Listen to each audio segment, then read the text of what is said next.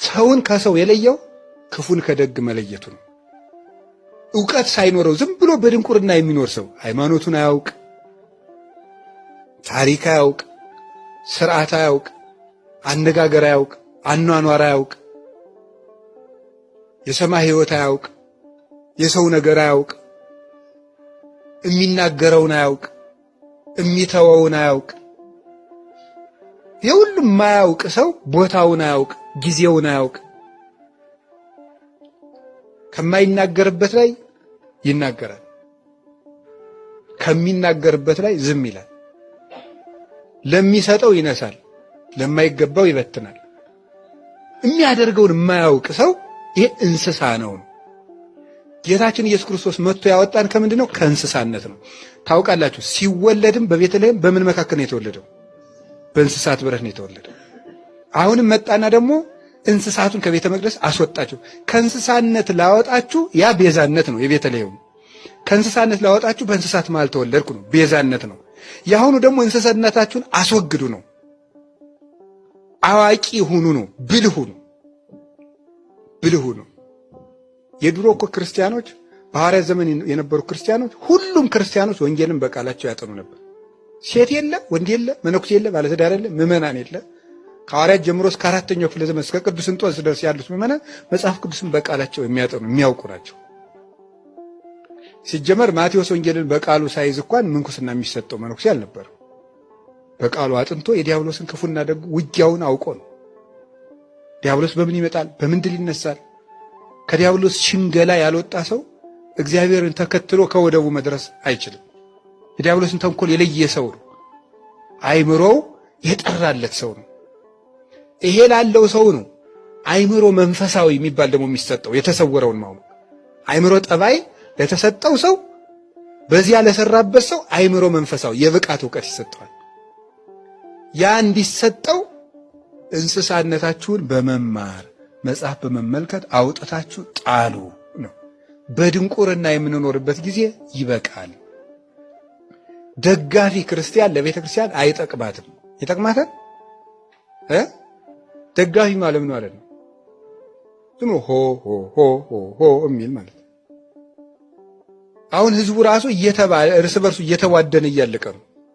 አንዱ የአንዱ መነኩሴ ደጋፊ ይሆናል፣ አንዱ ደግሞ የአንዱ መነኩሴ ደጋፊ ይሆናል፣ አንዱ የአንዱ ባይታዊ ደጋፊ ይሆናል፣ አንዱ የአንዱ ሰባኪ ደጋፊ ይሆናል። የእኛን መምህር እንዳነቋቸው ወንድ እስቲ ትነቋቸዋለን። የእኛን መምህር ያንተ መምህር እዚያው ይቅር።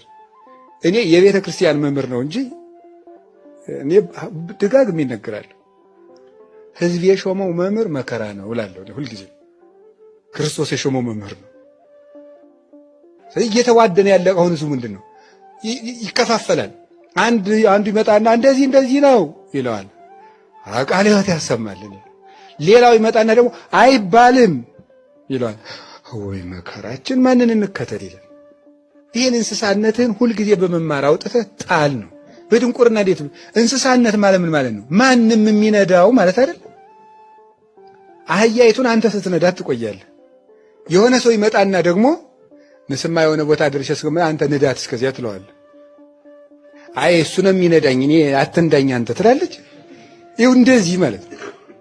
የሚነዳ አህያ ነው ያገኝ የሚነዳው ማለት እንዲህ። ከእናንተ መካከል ያለ በእውነቱ እይኩኑ ብዙሃን መምህራን እሙስቴ ትክሙ፣ ብዙ መምህር አታብጁ እስመ ቅሩሙስና ነበዲባ አንቀጽ።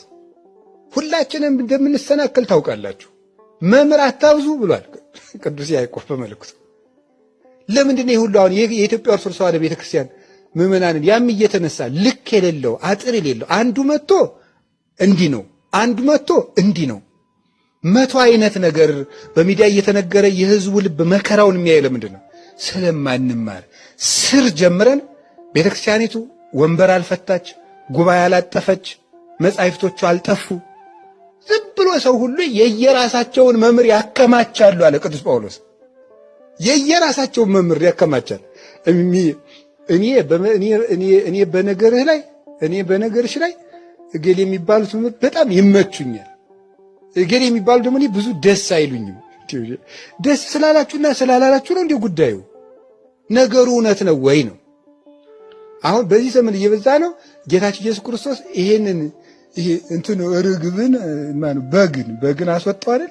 ጅላጅልነት ማለት እንደው የሚባለው የሀገራችን ሰው እኮ አጥብቆ ሞኝነት ለበግም አልበጃት 12ቱን አንድ ነብር ፈጃት ይላል።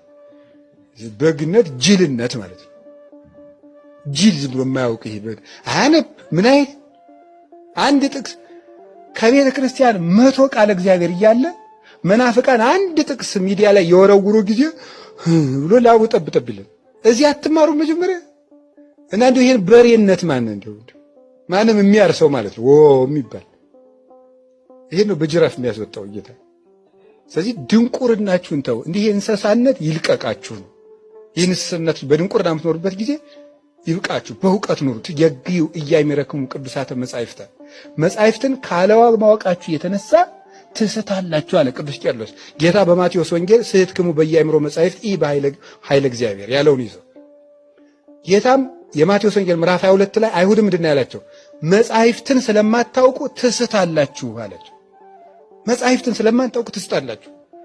ቅዱስ ቄርሎስ ደግሞ ይህን ወስዶ መጻሕፍትን ካለማወቃችሁ የተነሳ ትስታላችሁ ዘውቱ ምስጢር ሃይማኖትን አብይ፣ ይኸውም ታላቁ የሃይማኖታችን ምስጢር ነው። ዘውቱ ክርስቶስ ዘአስተርአየ በሥጋ ወጸድቀ በመንፈስ ወተሰብከ በውስተ አሕዛብ፣ ይኸውም በሥጋ የተገለጠ በመንፈስ ቅዱስ እውነትነቱ የተረጋገጠ በሥጋ የታየ ለአሕዛብ የተሰበከ በመላእክት የተመሰገነ በክብር ያረገ ክርስቶስ ነው ይላል ድርሳነ ቄርሎስ ድርሳን 8 ላይ።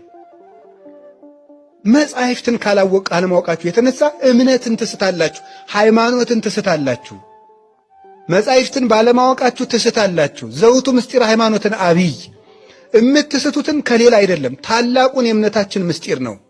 እምነት ያልኩትም ሌላ አይደለም፣ ዘውቱ ክርስቶስ ዘአስተርአየ በሥጋ፣ በሥጋ የተገለጠው ክርስቶስ ነው ይላል። ከክርስቶስ መንገድ ሰው የሚወጣው መጽሐፍ ቅዱስን ባለማወቅ ያወቀ ይመስለዋል እንጂ እናይን እንስሳነት